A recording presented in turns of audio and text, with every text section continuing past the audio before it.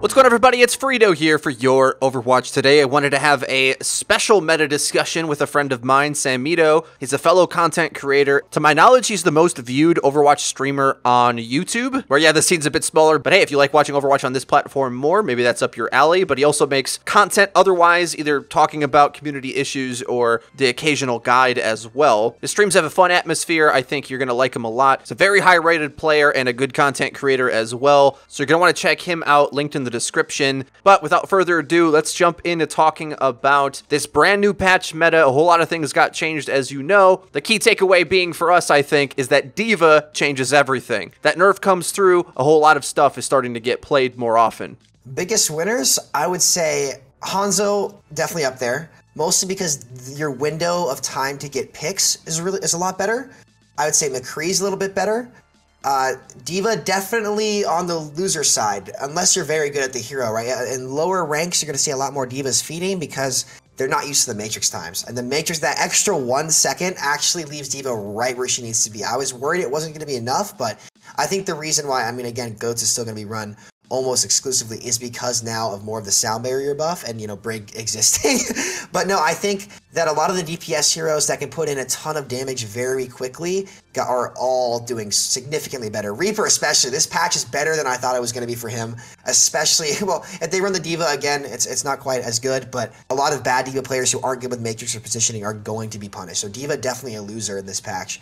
But in terms of DPS heroes, all of them are significantly better. It seems like teams just aren't good enough at GOATS to really properly run it anymore, to get shredded by all these picks that you're mentioning. The only reason I think it works at the pro level of play is that they're just so good at forcing in those anti-damage abilities into space so that the armor nerf kind of doesn't really matter. It doesn't really come into play because Brigitte's got a shield anyway. She's not taking damage a lot of the time. Then she gets in on you and then you're dead, right? It's like too late by the time that happens. I think you hit the nail on the head. At higher ranks, it's still the best comp in the game because, again, you don't have any openings, right? These players play these heroes at the maximum potential, and when they're played at the maximum potential, that's when GOATS is the most viable. But in lower ranks, for especially the D.Vas, constantly make mistakes, and that widens what you can play into that, right? Because the positioning is not as good, the synergy is not as good, the movement's not as good, therefore there are way more openings for DPS heroes to actually get in and make things happen. But in lower ranks, it's definitely not going to be, you know, a 24/7 must pick. In higher ranks, it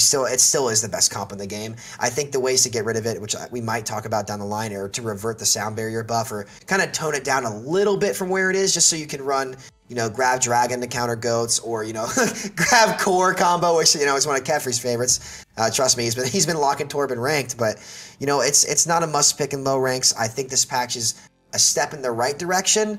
I personally, after thinking about it and seeing this patch, I want a complete Brig rework. I want her to get the Symmetra treatment. I'm sure you know this. Symmetra had the worst reputation as a character alongside Torbjorn. Like, the absolute the worst, right? And I want you to look at her now. She no longer has that rep. The same thing can happen with Brig, and I would love to see that. I want Blizzard to take the initiative. Unfortunately, what I think it's going to take is that hero to get nerfed to the ground, and then, you know, we'll have to give her the Symmetra treatment. But, you know, I think you hit the nail on the head there, and you couldn't have said it better. I think especially when we start to look at damage combos, you start to really find out how viable different things are. So, for example, comps are starting to get power creeped over time, where I thought Junkrat felt a little niche for a while, but with Ashe in the game, it's sort of like a 1-2 combo punch, where that being an anti-tank combo raised the power of that bunker comp even more than Widow did. And that's sort of the weird place that Ashe fits right now, where she's not as good as Widowmaker is in like straight up duels and sort of the spike impact, but she's way more viable against tanks, right? And just sort of overall, it gives you more generalized value. Against triple support, she's really good against Lucio Zen Brig. She shreds that comp, especially, and you know what, I should have mentioned Ashe and the big winners in the patch, because now you can watch that defense matrix and you can pinpoint those dynamites. On a big one, you can get 50% Bob charge in one fight, and then Bob's the 7th man. So Ashe is going to be one of the biggest counters to GOATS, in my opinion, and especially, like you said, in the Treehouse comps where,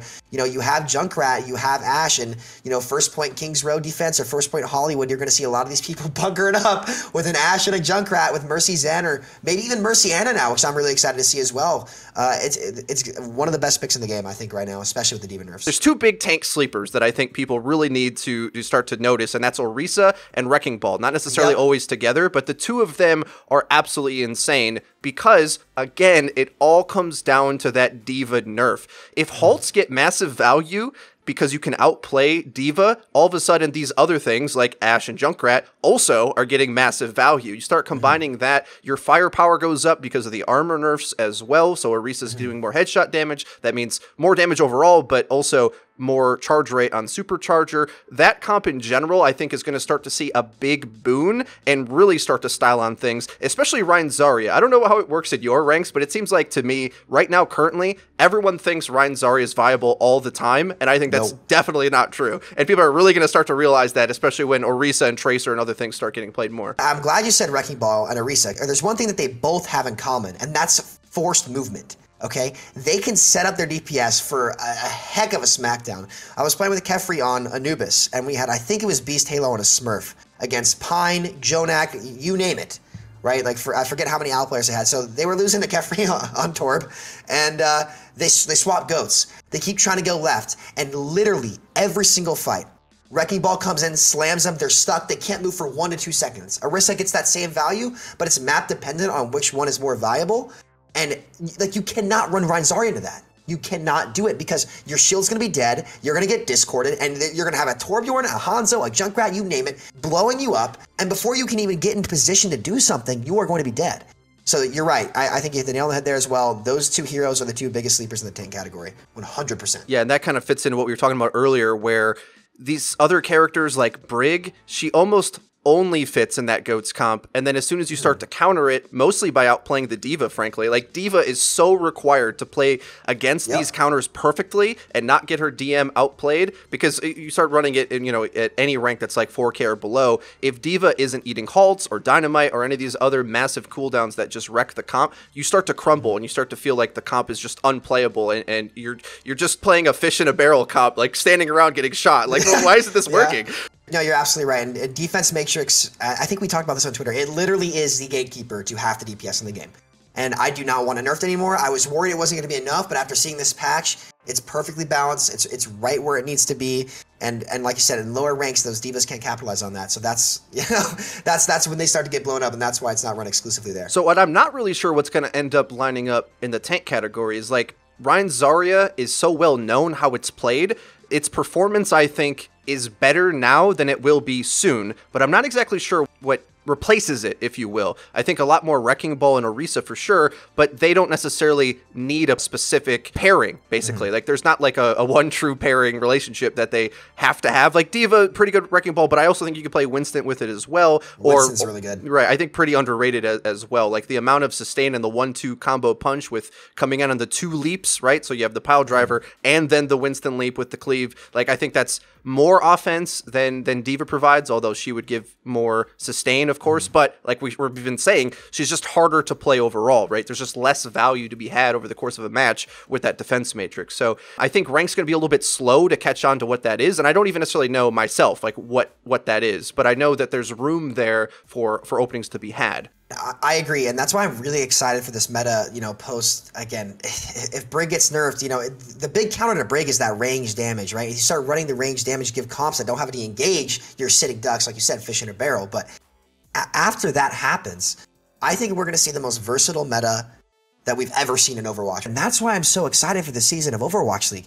Depending on what your team's strengths are and what your DPS heroes and your tank heroes play the best, you're going to see a ton of different comps. And honestly, that's why I'm so excited. No one knows what's going to come. It's going to be a matter of what you play to your best ability. I think something I've started to notice through this transformation is that there's openings for these comps to exist, but I still think there's some must-pick heroes down the different lanes. So earlier you mentioned like Ana Mercy, and for watching Open Division recently, a cool thing about Ana Mercy is that it gives you the mid-fight where you need it. So what I mean is, we're already talking about how D.Va's exploitable, right? Well, Mercy is going to be amping up your damage dealer who's exploiting that. And then also, another thing I have to mention, the utility that Ana brings is harder to eat. All of these big cooldowns that have effect, especially onto GOATS comp in the mid-fight, that D.Va struggles to eat, you start compiling multiple of them together, they're going to find value somewhere, right? And I think those two, especially once they start to get set up, it feels like they're good in a lot of situations to me, where they're probably the most robust non-goats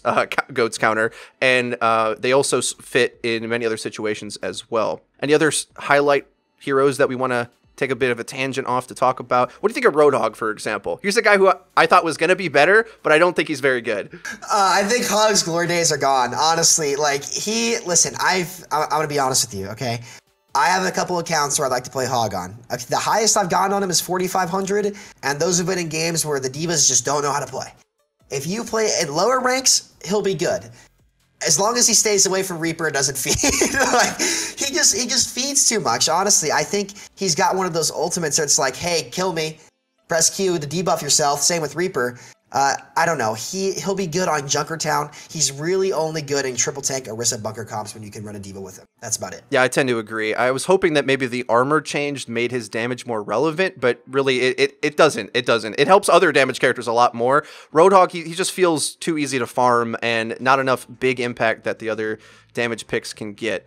They got to revert his damage, man. Like, I said this in Season 4, like, if they want that hero to be viable, and Roadhog was really good. People forget this. Roadhog was really good against Tracer and Genji in Season 4, and then they just, Blizzard was like, oh, well, we're going to change this hero. And then he was useless. Like, I was really shocked that they changed him. Honestly, if they want to be viable, one thing they could do, give him his old damage and fire rate back with this version of self-heal, and he'll be a force to be reckoned with, actually. That's a really good point. I think it would also deal with the power creep that all the damage has taken in the game. I think that's probably what's going to be needed to see him see an impact. And also, I think you start working with things like that, you either get worried that Goats gets better or Goats gets countered by it. Like, you never know with these kind of things. Like, let's make a tank have more damage. Well, that's the reason why they got rid of it in the first place, right? Because it was so good inside of a tank comp. But yeah, I have no idea what the effects of that would be. So in the closing moments of our conversation here, I think maybe just tossing in a few of these other heroes that we haven't mentioned yet. I really want to strive home to the viewers that a lot of these heroes, they work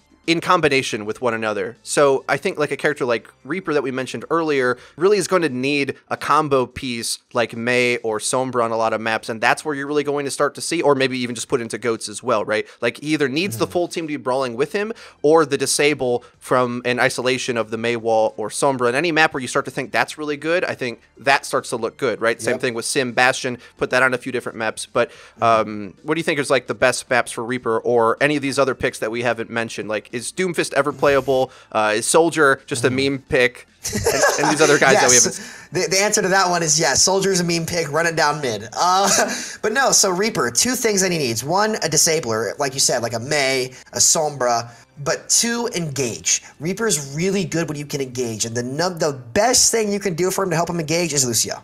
Like, I'm not kidding. I duo with some Lucios, and they just speed me around the map into their backline, and game's over, okay? Lucio is the best hero to go with Reaper. Speed is the best thing. Lucio is definitely a tier 1 hero right now, a must-pick on most maps, especially with Reaper. Like, I'm telling you, man, if you speed a Reaper in, especially in low ranks where people, like, won't peel, he'll shred. Like, literally get a duo, go Lucio Reaper, and speed in their backline, and they really won't be able to do anything to you. And, oh, Doomfist. Sorry, I want to talk about Doomfist, too. Second point, Anubis. Best Doomfist point in the game. Really close quarters and places you could easily get out are like the only good Doom maps. They need to give him his movement back and his mobility. I was talking to Brandito about that last night. Is there any time you would legitimately want to be playing Soldier? Yes, actually. Well, I play him in rank just to meme and let people know they're losing to a Soldier. But, I think there's two maps where you see him run. He's good in the Treehouse comp. He's run a lot on Numbani when you run the Bastion comps, because you get the Biofield is one of the most underrated abilities in the game. As it's nicknamed in Top 500, it's Transcendence on a 15-second cooldown. But first point Numbani defense, really good. Or if you're running a Bastion, Orisa, high ground, which we do a couple times, just to take control of point. Especially if they have Brig 1 tricks on the other team, you want to run like a ton of shield break top left on Numbani. That's really, really good.